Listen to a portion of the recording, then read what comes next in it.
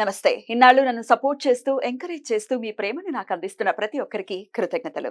అలాగే ఈ వీడియో కూడా ఖచ్చితంగా మీకు ఉపయోగపడుతుంది. లైక్, షేర్ అండ్ సబ్స్క్రైబ్ చేసి మీ సపోర్ట్‌ని నాకు అందించండి. అలాగే ఈ వీడియో పట్ల మీకున్న అభిప్రాయాన్ని కామెంట్ సెక్షన్‌లో కామెంట్ చేసి తెలియజేయండి. ఇప్పుడు వీడియోని చూద్దాం. నమస్తే, వెల్కమ్ టు అవర్ ఛానల్. నేను పద్మిని. ప్రస్తుతంతో పాటు ప్రముఖ ఆధ్యాత్మికవేత్త, వేద పండితులు, ఆగమ కేసరి, శ్రీ విద్య స్పిరిచువల్ సొసైటీ వ్యవస్థాపకులు చిర్రావురి శ్రీరామ శర్మ గారు మనతో పాటు ఉన్నారు. మాట్లాడదాం. నమస్కారం అండి. నమస్కారం అండి. పూజలు ఖచ్చితంగా ప్రతి ఒక్కరూ కూడా చక్కగా పూజలు రకరకాల రెమెడీస్ మళ్ళీ మాట్లాడితే చేసుకుంటూ ఉంటారు రకరకాల సమస్యల నుంచి బయటపడటం కోసం. అయితే ఇందాకే అనుకున్నట్టుగా సోషల్ మీడియా ఇంత వాస్ట్గా పెరిగిన తర్వాత ఎక్కడెక్కడో నిగూఢంగా ఉన్నవి కూడా బయటకు వస్తున్నాయి. ఇది చేసుకోండి, సింపుల్గా ఇలా చేసుకోండి, బయటపడండి అని చెప్పి. అయితే కొంతమంది వాటిని చేసుకోవటం, మరి నమ్మకం రీత్యా అవి పనిచేస్తున్నాయా, నిజంగానే రెమెడీకి ఆ పవర్ ఉందా అనేది కూడా చెప్పండి. దేనివల్ల పనులు అవుతున్నాయి, దేనివల్ల రెమెడీస్ వర్కౌట్ అవుతున్నాయి అనేది. బట్ కొంతమందికి ఏమో వర్కౌట్ అవ్వట్లేదు. పూజలు చేస్తున్నామండి, రెమెడీస్ చేస్తామండి, మా ఎక్కడ వేసిన గొంగళ అక్కడ ఇలాగుంది, మా జీవితాలు ఇలాగే ఉన్నాయి అని అనేవాళ్ళు కూడా లేకపోలేరు. అసలు ఎలా ఫలిస్తుందండి మన పూజ, ఏం చేస్తే మన కోరికలు నెరవేరుతాయి అనేది ఒక్కసారి మీ ద్వారా. శ్రీ గురుభ్యో నమః. రెడ్ టీవీ ప్రేక్షకులకి శుభదినం. చాలా చక్కటి ప్రశ్న. ఈరోజు ప్రపంచం అందరూ ఒక్కసారి వచ్చి ప్రశ్నిస్తే మీ రూపంగా ఎలా ఉందో అలా ప్రశ్నించారు. అందరిలోనూ ఉన్న ప్రశ్న ఇదే. మన పూజలు కొంతమందికి సక్సెస్ అవుతాయి, మనకి కూడా కొన్ని వర్కౌట్ అవుతాయి, కొన్ని వర్కౌట్ అవ్వవు. మొక్కులు కానీ పూజలు కానీ ఏదైనా సరే. అంటే అదేంటి, అది ఫ్లూక్లో అయ్యిందా లేదా కోయిన్సిడెన్సరా, అసలు వాస్తవానికి శాస్త్రీయంగా చెప్పిన ఫలితాలు ఉన్నాయా లేదా అనేటటువంటి సంశయం మనకు చాలా ఉంటుంది. అప్పుడప్పుడు మనకు కూడా వచ్చేస్తుంది. ఎంత భక్తిగా చేసే వాళ్ళకైనా నిజమే కదా, ఇది ఎందుకు కలగట్లేదు అని. దాన్నే కలియుగం అంటారు. యుగం యొక్క ధర్మం అలా ఉంటుంది. అందుకనే దీనికి మనకు భగవద్గీతలో దానాలు ఎలా చేయాలి అని శ్రీకృష్ణుడు ఉపదేశం చేస్తూ దేశే కాలేచ పాత్రేచ తద్దానం సాత్వికం విదుహు అని తీసుకున్నాడు. అంటే ఆయన చెప్పినటువంటి ఉద్దేశం ఏంటంటే, సాత్విక దానం, తామసిక దానం, రాజస దానం ఉంటుంది. అంటే సాత్వికం అంటే భగవంతుడు తృప్తి కలిగి నీకు ఫలితాన్ని ఇచ్చేటటువంటి దానం. దానము అంటే ఏంటంటే ఒక వస్తువుని పరిత్యజించడం. పూజ చేస్తాం, మనం కొన్న పూలు, పుష్పాలు, ఫలాలు అన్నీ ఇస్తాం, హోమం చేస్తాం, అవన్నీ అగ్నిముఖంగా ఇస్తాం. ఇవన్నీ కూడా దానం కిందే లెక్కలోకి వస్తాయి.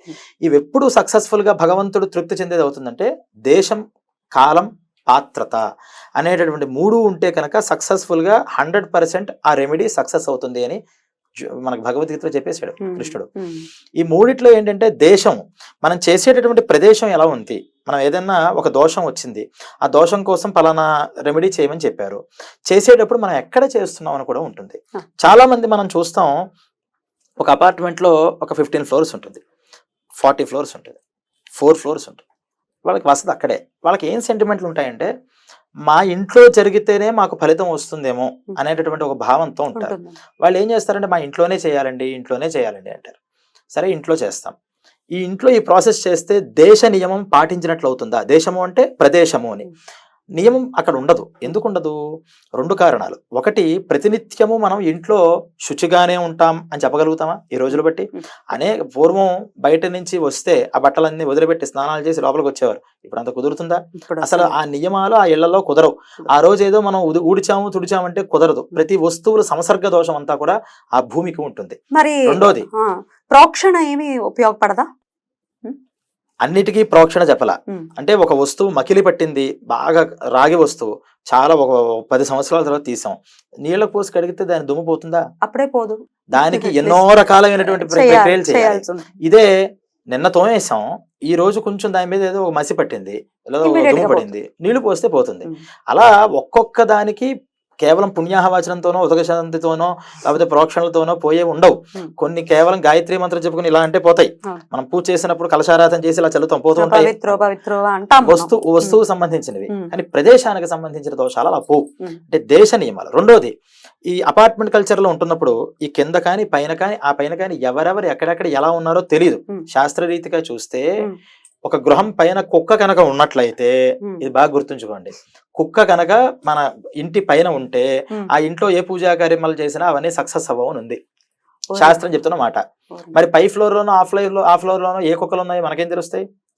ఇవన్నీ మనం ప్రదేశ దోషాలు లేవు. అందుకని చాలా మందికి మరి అప్పుడు ఎక్కడ చేసుకోవాలండి? గుళ్ళల్లో చేసుకోమని చెప్తాం. గుళ్ళల్లో కానీ కేవలం పూజా కార్యక్రమాల కోసమే స్థాపింపబడినటువంటి కొన్ని సంస్థలు ఉన్నాయి. ఆ ప్రదేశంలో ఆ పవిత్రత అనేది ఉంటుంది కాబట్టి అక్కడ చేసుకోవడం మంచిది. కానీ మరి ఎంతమందికి తెలుస్తుందండి? మేము ఇన్ని చెప్పినా సరే, ఎంతమంది ఫాలో చేస్తారు? ఇది చెప్పినా సరే మన ఇంట్లో జరిగితేనే కదా ఆ పొగంతా వస్తుంది. పొగ తోటి వాళ్ళకి గాలి ఆడిగిపోయి వాళ్ళు పరిగెత్తేస్తారు లోపల నుంచి. కొన్ని వెంటిలేషన్స్ కూడా ఉండవు. అక్కడ పొగ వచ్చి ఇంట్లో వాళ్ళందరూ పారిపోతారు. ఈ చేసే బ్రాహ్మణులు మాత్రం కూర్చుని పాపం హోమం చేస్తూనే ఉంటారు. అంటే వాళ్ళ ఉద్దేశం ఏంటంటే పొగంతా మన గోడలకు పడితే దీనికి ఉన్నటువంటి అంత దోషాలు పోతాయి. దోషం ఎప్పుడు పోతుంది? కర్మ సక్సెస్ అవుతాయి కదా.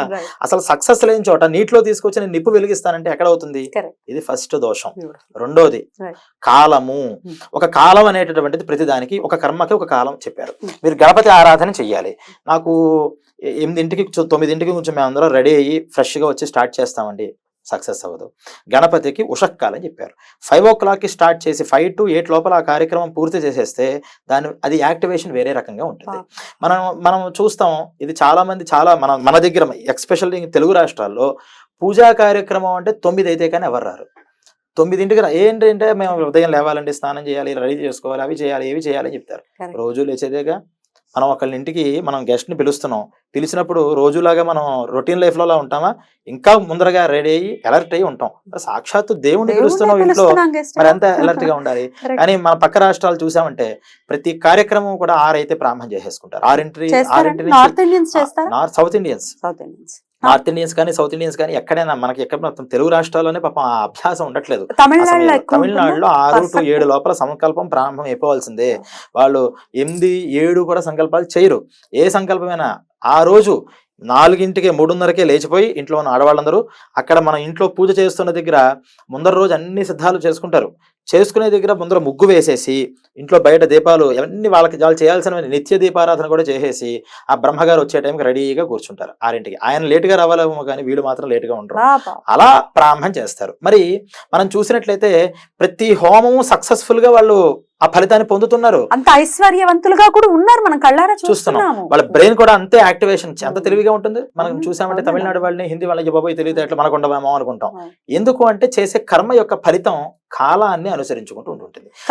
కాలంలో ఉన్న మనం పెట్టేటటువంటి శ్రద్ధ ఆ కాలాన్ని. రెండోది మనం కొన్ని రెమెడీస్ చెప్తారు. రెమెడీస్ ఏంటి? అసలు పెళ్లిళ్ళకి కూడా ఏమంటే ఉన్నదేదో కొంచెం మంచి ముహూర్తం చూడండి అంటారు. మంచి ముహూర్తం చూస్తే ముహూర్తం దాకా మనం ఆగుతామా? లేదంటే ఆ టైం అయితే కొంచెం మాకు సెలవులు కుదరట్లేదండి, మాకు రావాల్సిన బంధువులు రావట్లేదండి, లేదా కళ్యాణ మండపాలు దొరకట్లేదండి అని మనం ఒక 15 days 10 days టైం పీరియడ్ పెట్టుకుని దీంట్లో ఏదైనా మంచిది చూడండి అంటారు. దాంట్లో ఉన్నదేదో మంచిది చూస్తారు. ఆ కాలం బలమైన కాలమా అంటే కాదు, ఉన్న ఆ 10 రోజుల్లో ఇది బలం అంతే. మరి అటువంటి సంస్కారాలు, అటువంటి టైంలో చేసేటటువంటి ఈ సంస్కారాలు మరి పరిపూర్ణమైన ఫలితాన్ని ఇస్తాయా అంటే ప్రశ్నార్థకం. కాలం యొక్క బలం పూర్తిగా లేదు. అన్ని మనం చూస్తాం. రెమెడీస్ చెప్పినప్పుడు కూడా శని ఆదివారాలే సెలవులు దొరుకుతాయి కాబట్టి ఆ రోజుల్లో దీన్ని ప్లాన్ చేసేద్దామండి అంటారు. మనకు కొన్ని గ్రహాలు పడవు. ఇప్పుడు రవికి సంబంధించినటువంటి ఉపాయం ఏదైనా మనం చేసుకుందాం అనుకుంటున్నాం. అంటే రవి దోషం వల్ల మనకేదో ఉంది, అది నేను శనివారం చేస్తామంటే అది రివర్స్ ఫలితం ఇస్తుంది. శనివారం రోజు పనికిరాదు. ఇలా గ్రహాల యొక్క మిత్రత్వాన్ని అనుసరించుకుంటూ ఆ రోజుల్లో మనం చేయాలి. ఈ కాలం అనేది మనం పూర్తిగా లేదు. పాత్రత ఇది చాలా మెయిన్. మనం చేసేటప్పుడు ఒక వైదిక పూజా కర్మలు ఏవైనా మనం చేస్తున్నప్పుడు ఆహార నియమం అనేది చాలా ముఖ్యంగా చెప్పారు. ఎప్పటిదాకా ఉంటుందిట? ఒక onion and garlic. Non vegetarian ఒక్కటే కాదు, నాన్ వెజిటేరియన్స్ అయినా వెజిటేరియన్స్ అయినా వాళ్ళ లైఫ్ స్టైల్లో వాళ్ళకేమి నియమాలు చెప్పాల. నువ్వు ఎవరు ఏ జాతితో ఏ పరంపరతో పుట్టారో వాళ్ళకి ఆ సంస్కారాలు బట్టి ఆహార నియమాలు శాస్త్రంలో చెప్పారు. అందరూ వెజిటేరియన్స్ అయిపోండి, అందరూ నాన్ వెజిటేరియన్స్ గా ఉండకూడదని ఎక్కడా చెప్పలా. ఎవరెవరి స్వభావం బట్టి వాళ్ళు ఉంటారు. కానీ ఎవరైనా సరే పూజా కార్యక్రమాలని మనం చేసుకోవాలి అనుకున్నప్పుడు శరీరంలో సత్వగుణం యొక్క ప్రవర్తనని పెంచాలి. సత్వగుణం ఎప్పుడు పెరుగుతుంది? సాత్విక ఆహారాన్ని స్వీకరించినప్పుడు. అందువల్లే ఈ ఉప్పులు కారాలు తగ్గించి ఆ రోజు అసలు వద్దని చెప్పారు, తినలేం కాబట్టి కొంత తగ్గించి వాడమని చెప్పారు. సరే, మనం ఆ రోజు చాలా శ్రద్ధగా ఉంటాం, కానీ ఆ ముందర రోజు తిన్నటువంటి గుణాలన్నీ శరీరంలో ఉన్నప్పుడు మనకి పాత్రత శరీరానికి వస్తుందా? కాస్త పుణ్యాహవచనం నీళ్లు చల్లండి అంటారు. మళ్ళీ ఇందాక మీరు అడిగిందే, ఆ నీళ్లు చల్లుతూ ఉంటే అన్ని శుద్ధమైపోతాయి అనుకుంటాం. అవ్వవు, కొన్ని అవుతాయి. అంటే ఒక వైదిక కర్మని మనం చెయ్యబోతున్నాం. అంటే సత్యనారాయణ వ్రతం చేద్దాం అనుకుంటున్నాం, ఒక వారం రోజుల తర్వాత చేద్దాం అనుకుంటున్నాం. ఈ వారం రోజులు కూడా మనం దానికి శాస్త్రంలో చెప్పారు, బయట రీసెర్చ్ చేసిన దాంట్లో కూడా ఆనియన్ యొక్క ప్రభావం శరీరంలో, అంటే నాన్ వెజిటేరియన్ కానీ దాని సమానమైనటువంటి ఆనియన్ కానీ దాని ప్రభావం 9 రోజులు ఉంటుందిట శరీరంలో. మనం మామూలుగా ఈ ఆల్కహాల్ వాళ్ళు డ్రింక్ చేసే వాళ్ళు కూడా వాళ్ళ ఆ రోజు వాళ్ళేమీ పెద్ద తీసుకొని ఉండకపోవచ్చు, కానీ బ్లడ్ కనుక చూసినట్లయితే 9 days నుంచి వాళ్ళ ప్రభావం, వాళ్ళు తీసుకున్నటువంటి దాని ప్రభావం బ్లడ్ లో ఉంటుంది. అందుకనే మనకి మన ఈ ఇన్సూరెన్స్లు అవి చేసేటప్పుడు కూడా స్మోకింగ్ ఇలాంటివి ఉన్న వాళ్ళకి 3 months ముందర వరకు వాళ్ళు స్మోక్ చేయకపోతే కానీ నిన్న నేను ఈ రోజంతా నేను బాగానే ఉన్నాను టెస్ట్ చేయండి అంటే స్మోకర్ కిందే వస్తుంది. అంటే దాని ప్రభావం శరీరంలో గూడు కట్టుకుని ఉంటుంది. అలా ఈ ఆహారాలు కూడా కనీసం వారం రోజు, సప్తాహం అన్నారు, 7 రోజులకు ముందరైనా సరే మనం కొంచెం బాడీని దానికి తగ్గ అనుగుణంగా మార్చాలి. అప్పుడు మనకి పాత్రత అనేది వస్తుంది. ఆ రోజు తల మీద స్నానం చేసినా ఇంకోటి చేసినా లోపల శుద్ధి ఉండాలి కదా, బుద్ధి కూడా నిలబడాలి కదా దాని మీదకి. అందుకని ఈ నియమం మనం చేయాలి. మరి వచ్చేటటువంటి మంత్రం చదివేటటువంటి బ్రాహ్మలు కూడా అలాగే ఉండాలి కదా. బ్రాహ్మలు ఎలా ఉంటున్నారు, బ్రహ్మకి దోషాలు వెతకచ్చా? ఎవరికి వెతకడం అంటే మనం ఒక డాక్టర్ దగ్గరికి వెళుతున్నాం, సరైన డాక్టరా కాదా అని మనం వెతికి వెళ్ళడం అనేది తప్పు కాదు. మంచి డాక్టర్ దగ్గరికి వెళ్ళిన తర్వాత ఈ డాక్టర్ కరెక్ట్ గా చేస్తున్నాడా లేదా, ఈయన మోసం చేస్తున్నాడా, అలా అనుకుంటే తప్పన్నారు తప్పితే దోషం వెతకడం అంటే ఒకళ్ళని బ్రహ్మగా నియమించుకునే మునిపే ఆలోచించుకోవాలి. తర్వాత కాదు, నియమించుకున్న తర్వాత నువ్వు వాళ్ళ మీద ఒక విశ్వాసంతో వెళ్ళిపోవాలి. ఇప్పుడు రివర్స్ చేస్తున్నారు, వెతికినేదాకా కనిపించిన ప్రతి ఒక్కరిని బ్రహ్మగా పెట్టుకుంటారు, తీరా పెట్టుకున్న తర్వాత నుంచి ఈయన కరెక్ట్ చేస్తున్నాడా, కరెక్ట్ మంత్రం చదువుతున్నాడా, సలహాలు ఇవ్వడం దాని వల్ల ఏమవుతుంది, అసలు మొత్తానికి రివర్స్ అయిపోతుంది. ఫస్ట్ చేయాల్సిన పని ఏంటంటే మనం ఒక కార్యక్రమం చేసుకుందాం. అది మన యొక్క తీవ్రత బట్టి ఉంటుంది, మనలో ఉన్నటువంటి నిష్ట బట్టి భగవంతుడు ఆ కర్మని సక్రమంగా చేయడానికి కావాల్సినటువంటి మనుషుల్ని, యోగ్యవంతమైనటువంటి మనుషుల్ని మనకి దక్కిస్తారు ఖచ్చితంగా. అంటే మన చాలా మందికి అవగాహన లేకపోవచ్చు, అందుకనే నిరంతర కర్మలు నిత్య కర్మలు చేయమన్నారు. ఇప్పుడు ప్రతినిత్యం మీరు దీపం వెలిగించి ఒక సంకల్పం చెప్పుకొని ఒక మంత్రం చదువుకోవడం మీకు అలవాటు అయిందనుకోండి, మీ దగ్గరికి ఏమీ తెలియనటువంటి ఒక బ్రహ్మగారు వచ్చి కూర్చొని ఏం చేయలేరు. ఆయనే అమ్మా నాకు కొంచెం కుదరట్లేదమ్మా, కొంచెం వేరే వాళ్ళని పంపిస్తానమ్మా అని అనేస్తారు. మీకు ఏమీ తెలియదు, అసలు ఆచమనం ఎలా చేయాలంటే కుడా ఎడమా అని చూస్తూ ఉంటారు. అప్పుడు ఎవరైనా వచ్చి మీకు పూజలు చేయించేస్తారు. అంటే కొంత మనం నిత్యంగా మనం చేయాల్సిన పూజా పద్ధతులు కానీ మనం బేసిక్స్ అంటారు కదా, బేసిక్స్ అయినా సరే మనకి తెలిసి ఉండాలి. ఒకటి.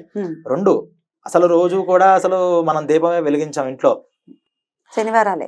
లక్ష్మీ కటాక్షం ఈ రోజుల్లో పాపం చాలా మందికి ఐశ్వర్యం కావాలి, ఎన్నో దరిద్రాలు అనుభవిస్తారు. దానికోసం లక్ష్మీదేవి పూజలని, కుబేర ముగ్గులని, కుబేర లక్ష్మి అని, ఐశ్వర్య లక్ష్మి అని ఎన్ని పూజలు చేస్తారంటే అన్ని పూజలు చేస్తారు, కలిసి రావట్లేదండి.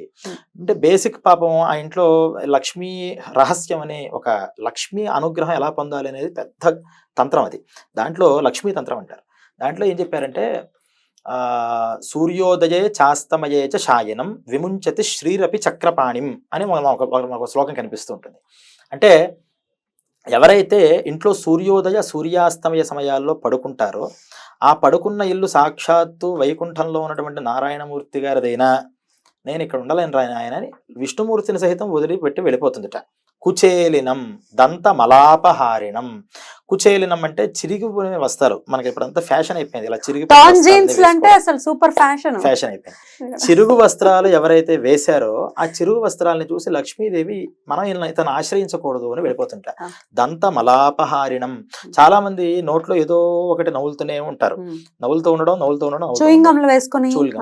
అది ఎవరి దగ్గర అయితే ఉందో అది మనం చూసి, అంటే పళ్ళు శుభ్రంగా నోరు శుభ్రంగా ఉంచుకోని వాళ్ళ దగ్గర లక్ష్మీదేవి ఉండదు. అందుకనే పూర్వం తాంబూల చర్వణం చేయమని చెప్పేవారు, ఎల్లప్పుడూ కూడా నోరు సుగంధంగా ఉంటూ ఉండాలి అని. కుచేలినం దంత మలాపహారణ బహ్వాశినం. 3 పూట్ల తినమన్నారు వయస్సులో ఉన్న వాళ్ళని. కొంచెం వయసు వచ్చిన తర్వాత 2 పూట్ల తినండి అన్నారు. తర్వాత 1 పూట తినండి, ఇంకో పూట అల్పాహారం అని మనకు చెప్పారు. కానీ ఇప్పుడు ఏంటి, గంటకు ఒక డ్రింక్, గంటకు ఒక పిజ్జా, గంటకు ఒక బర్గరు, నోరు నవ్వులుతూనే ఉంటుంది. దాన్ని బహ్వాశనం అంటారు. తింటూ ఉండడమే. తినాలనిపిస్తే నోరు ఆడకపోతే పాపం వాళ్ళకి దాని మీద తోచదు. అలా ఎవరైతే అస్సలు పోగొడుతుందిట. అలా అస్తమానం తింటూ కనుక ఉంటే ఇంత తింటున్న వాడిని చూస్తే ఆవిడకి కొన్ని ఇష్టం లేదు. ఇప్పుడు లక్ష్మీదేవి అనేటటువంటి ఒక ఒక మనిషికి ఆవిడకో సెట్ ఆఫ్ రూల్స్ ఉన్నాయి. ఉంటాయి. అంతే. ఆవిడకి అన్ని నచ్చాలి, అమ్మవారు కదా అన్న నచ్చాలని మనం అనకూడదు కదా, తప్పు కదా. ఆవిడ కొన్ని ఉన్నాయి, ఏమండి ఆవిడకి అనుకూలంగా మనం మారాలి. ఇక్కడ ఓ ధర్మ సందేహం. ఏమంటే మీరు చెప్పేవన్నీ మేము ఫాలో చేస్తున్నాం, మేము దరిద్రంతోనే ఉన్నాం. కొంతమందిని చూస్తూ ఉంటాము, పొద్దున్నే 9ంటికి, పొద్దున్నే కాదు 9ంటికి పళ్ళు తోముకోవటం, ఇట్లాంటివన్నీ చేస్తున్నారు, కానీ విపరీతమైన ఐశ్వర్యంతో తొలతొగుతున్నారు. చెప్తాను, దీనికి ఏం డాన్స్? దాని దగ్గర కూడా వస్తా. మంచి ప్రశ్న, మీరు అసలు చాలా మంచి ప్రశ్నలు వేస్తున్నారు. భాషణం నిష్ఠుర వాక్య భాషణం, ఈ శ్లోకంలో చివరిది నిష్ఠుర వాక్యం. నోరు ఎత్తితే పక్క వాళ్ళని హర్ట్ చేయడమే ఒకళ్ళ ఇంటెన్షన్ ఉంటుంది, పాపం సాఫ్ట్ గా మాట్లాడలేరు. అలా అవతల వాళ్ళు బాధపడుతూ ఉంటే ఈ లక్షణాలను చూసి లక్ష్మీదేవి సాక్షాత్తు విష్ణుమూర్తికి లక్షణాలు ఉన్నా సరే నాకు నువ్వు అక్కలేని దండం పెట్టి వెళ్ళిపోతుంది. మరి ఇటువంటి పరిస్థితులు మన ఇళ్లలో ఉంటే మరి మనం చేసే పూజా కార్యక్రమాలన్నీ సక్సెస్ అవుతాయా లేదా అనేటటువంటిది మనమే ఆలోచించుకోవాలి. అంటే దేశ కాల పాత్రతలు ఏవైతే ఉంటాయో ఈ మూడింటిని కూడా అనుసరించుకుంటూ మనం చేసేటటువంటి వైదిక కర్మ 1,00,000 కుంకుమార్చన, 1,000,000 పుష్పార్చన కల అష్టోత్తరం 108 పుష్పాలతో మీరు అడుగుతున్నారు కదా, ఇన్ని పూజలు చేస్తున్నా సరే నాకు ఫలితం కలగట్లేదని భక్తులు అనుకుంటున్నారని. ఈ అనుకుంటున్న భక్తులు ఎవరైనా సరే పూజలో ఏదైనా ఒక్కటి నేను పెర్ఫెక్ట్ గా చేశామండి అని చెప్పగలుగుతారా ఘంటాపదంగా? మేము బయటికి వెళ్ళి ఈ రోజు తామర పువ్వు 50 రూపాయలు ఉన్నా సరే మేము అమ్మవారి కోసం కొని తెచ్చామండి అని అంటారు తప్పితే ఒక్క పువ్వైనా సరే చెరువు దగ్గరికి వెళ్ళి కోసుకొని రాగలిగారా? చెరువులు లేవండి, ఉన్న దగ్గర చెరువు పెంచి ఎవరిళ్లలో వాళ్ళు తొట్లు పెంచి అమ్మవారి కోసం ఒక పుష్పాన్ని అయినా మనం పెంచాలి అని పెంచచ్చుగా. అంటే మన టైంలో ఏమో మనం లైఫ్ స్టైల్లో భగవంతుడికి టైం కేటాయించాం, కానీ ఒక్కసారి ఎప్పుడో 10 నిమిషాల్లో అయిపోతుందా, పావు గంటలో అయిపోతుందా అని ఒక పూజ చేసేస్తే ఏటీఎం మిషన్ లాగా అమ్మవారు ఇలా మనకి వర్షం ఇచ్చేయాలి అని అనుకోవడం ఎంత దుర్మార్గం అండి. అందువల్ల ఈ మూడు లక్షణాలు పెట్టుకుంటే మన శాస్త్రంలో చెప్పిన ప్రతి ఫలితము కూడా సత్యము. అవి మనం కాదు, మన పూర్వీకులు అనుభవించారు కాబట్టి తర్వాత తరాలకు ఇస్తున్నారు. ఇప్పుడు మీరు ఒక మార్గంలో వెళతారు, మీకు సక్సెస్ రాలేకపోతే మీ తర్వాత వాళ్ళకి ఆ మార్గంలో రమ్మంటారా? కానీ మన పెద్దవాళ్ళు ఎన్ని ఫలితాలు పొందితే ఇప్పటిదాకా మనకు ఆ పూజా పద్ధతులు వచ్చాయి. మనకు రావట్లేదు అంటే లోపం మనలో ఉంది కానీ పూజా పద్ధతిలో కాదు అనేటటువంటి విషయాన్ని మనం తెలుసుకోవాలి. రైట్. మేము పద్ధతులు అనుసరించని వాళ్ళు బానే ఉన్నారు అనే దానికి కూడా ఒకసారి మంచి ప్రశ్న. ఇవన్నీ ఇప్పుడు నేను చెప్పిన లక్షణాలన్నిటికీ క్వైట్ భిన్నంగా కొంతమంది ఉంటారు. వాళ్ళేంటి, ఇప్పుడు చెప్పాను కదా, సూర్యోదయం సూర్యాస్తమయం అంటే అసలు రెండు కూడా వాళ్ళ జీవితంలో ఎప్పుడు చూసి ఉండరు, కానీ వాళ్ళ ఇంట్లో ఐశ్వర్యం రూపంగా ధనం అనేటటువంటిది వర్షిస్తూ ఉంటుంది. ఇక్కడ మనం 2 విషయాలు గమనించాలి. లక్ష్మీ కటాక్షము అంటే ధనం యొక్క నిలవో లేకపోతే సువర్ణ కనక వస్తు వాహనాలో కాదు, ఇది కూడా ఒక రూపం అమ్మవారికి.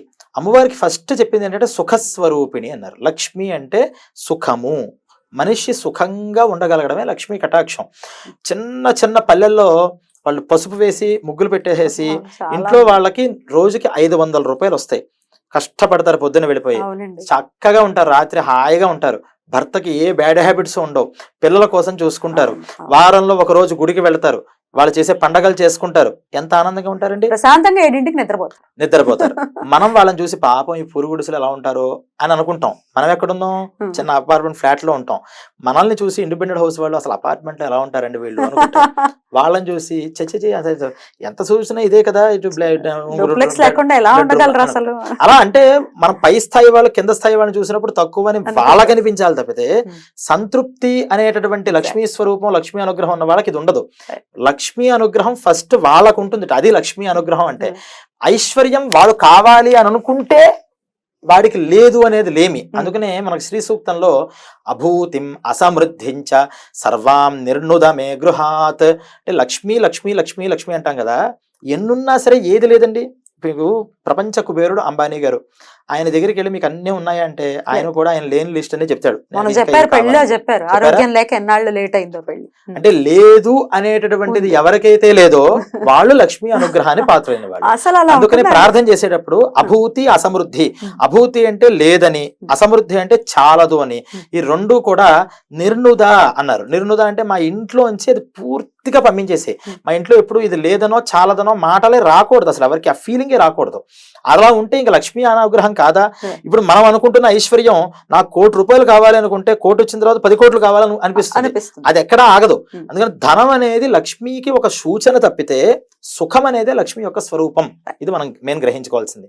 ఇప్పుడు మీరు అడిగిన దానికి ఆ ఇళ్లలో మరి అది కూడా లక్ష్మీ కటాక్షమే కదా. మీరు చెప్పిన దాన్ని బట్టి లక్ష్మి దండం పెట్టి వెళ్ళిపోవాలి కదా. ప్రారూపంగా కూడా వాళ్ళ ఇళ్లలో ఎందుకు ఉంది ఆవిడ? ఇప్పుడు అది కూడా చిన్న రూపం అంటున్నారు. విష్ణువునే వదిలేసినప్పుడు ఎలా వెళ్ళిపోతున్నారు అనే దానికి మనం చిన్న ఉదాహరణ తీసుకుందాం.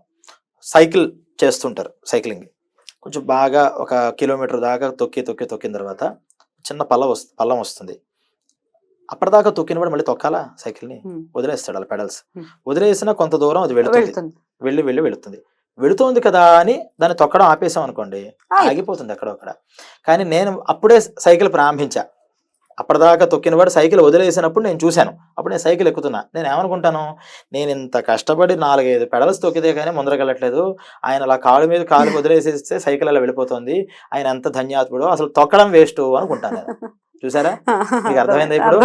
అంటే ఇప్పుడు అనుభవిస్తున్నటువంటి ఈ పుణ్యాలు ఏవైతే ఉన్నాయో వాళ్ళు గత జన్మలలో కానీ వాళ్ళ పూర్వీకుల చేత కానీ చేయబడినటువంటి పుణ్యం యొక్క అనుభవం వీళ్ళు చేస్తున్నారు. వీళ్ళు కనుక వాటిని సక్రమంగా మార్గంలో ఉంచుకుంటే మళ్ళీ ఇంకా తరాలు, వీళ్ళ 3 తరాల నుంచి వీళ్ళు ఎలా ఉన్నారో ఇంకో 5 తరాల దాకా వాళ్ళు అలా వెళతారు. ఇది బాగుంది కదా అని దానికి భిన్నమైనటువంటి పనులు చేస్తున్నారు. ఆ పెడల యొక్క పవర్ ఎక్కడ దాకా అంటే పూర్వీకులు గొప్పటి పుణ్యాలు చేసేసిన వాళ్ళు ఉంటారు. మీరు ఎటువంటి కుటుంబాల్లో ఎవరి దగ్గరికి వెళ్ళినా వాళ్ళ పూర్వీకులు ఎంత మహానుభావులోనండి అంటాం. ఆ పుణ్యము నడిపేంత బలం వరకు నడుస్తుంది. వీడు ఎన్ని అకృత్యాలు చేస్తే అంత తొందరగా ఆ అకౌంట్ ఖాళీ అయిపోతుంది. మనం దాన్ని కూడా చూస్తాం. అలా ఆగర్భ శ్రీమంతులుగా నోట్లో సిల్వర్ స్పూన్, డైమండ్ స్పూన్ పెట్టుకున్న వాళ్ళు కూడా ఒక స్థితికి వచ్చిన తర్వాత మొత్తం పతనం అయిపోయిన వాళ్ళే. అంటే పూర్వీకుల పుణ్యం ఎంతవరకు చూపిస్తుంది అంటే ఒక ఆస్తి పాస్తులు సమాజంలో ఒక గొప్ప పరిస్థితి వరకు చూపిస్తుంది. కానీ తనకి అభిలాష, తన మనస్సులో ఒక శాంతి, తన మనస్సులో ఒక సుఖం అనేటటువంటివి ఏవైతే ఉంటాయో అది మన పుణ్యం బట్టే వస్తుంది. అది వాడికి మాత్రమే తెలుస్తుంది, మనకు తెలియదు. వాడు సుఖంగా ఉన్నాడు, ఆరోగ్యంగా అనుకుంటాం. ప్రతి ఒక్కళ్ళం మిమ్మల్ని చూసి నేను ఏమనుకుంటానంటే ఏం తక్కువ అనుకుంటా, ఎంత బాగుందో ఎంత సూపర్ అనుకుంటాం. కాదు, ఎవరి నష్టాలు ఎవరి కష్టాలు వాళ్ళకి తెలుస్తాయి. సీత కష్టం సీతది, పేద కష్టం పేద.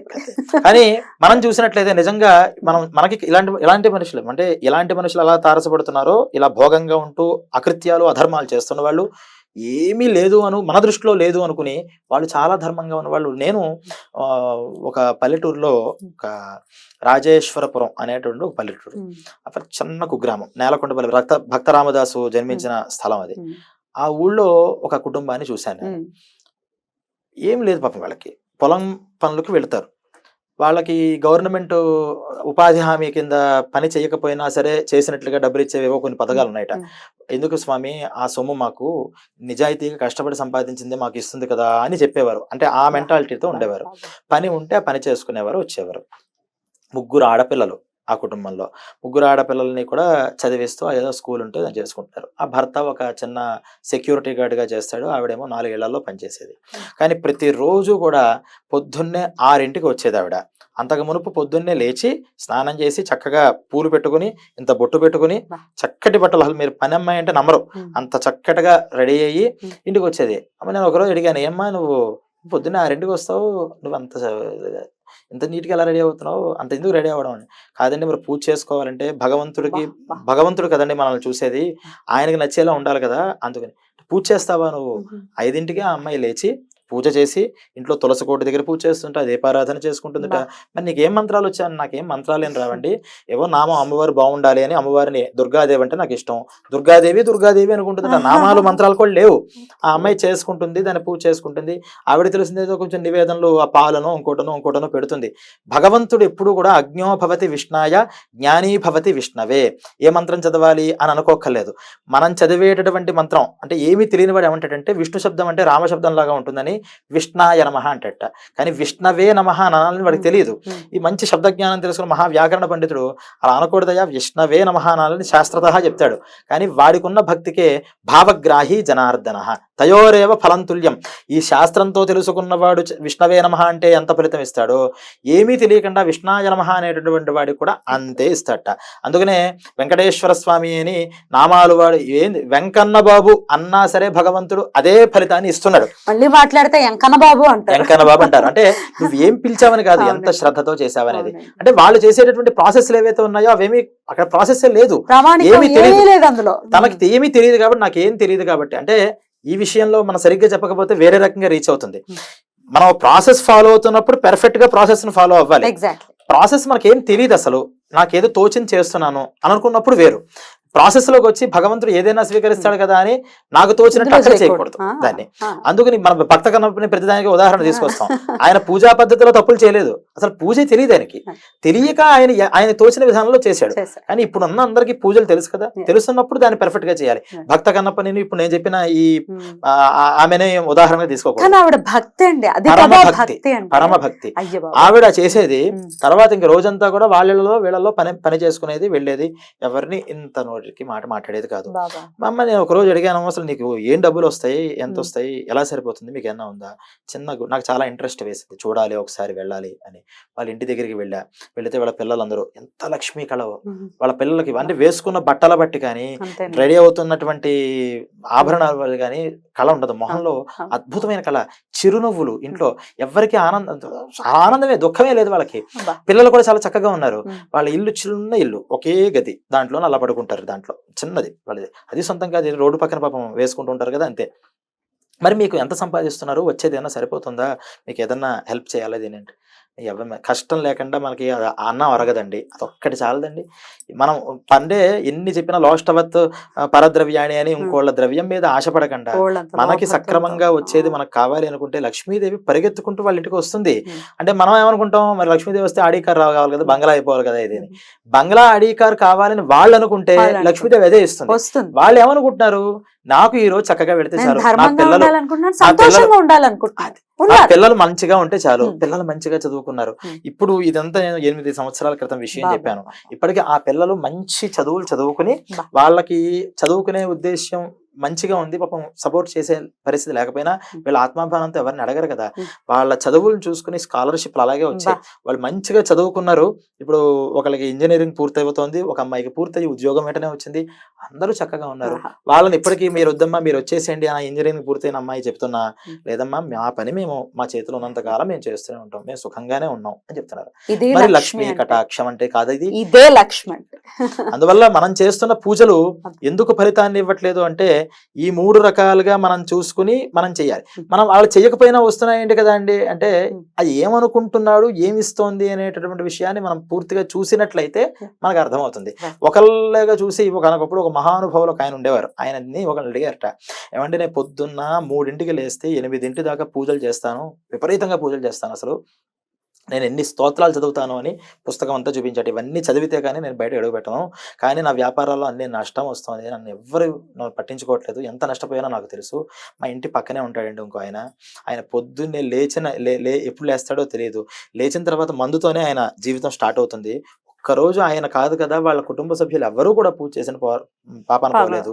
కానీ మరి వీళ్ళు ఎంత ఐశ్వర్యం అనుభవిస్తున్నారో, భగవంతుడు ఇది చేయొచ్చా అండి, దీన్ని చేయొచ్చా అండి చెప్పేట మహానుభావుడు అప్పుడే చెప్పి, ఆయన ప్రతి ఒక్కరి దగ్గర పుణ్యం పాపం అనే క్యాల్కులేటర్ కనుక భగవంతుడు మనకి ఇచ్చుంటే ఈ ప్రశ్నలు ఎవరికి వచ్చేవి కాదు.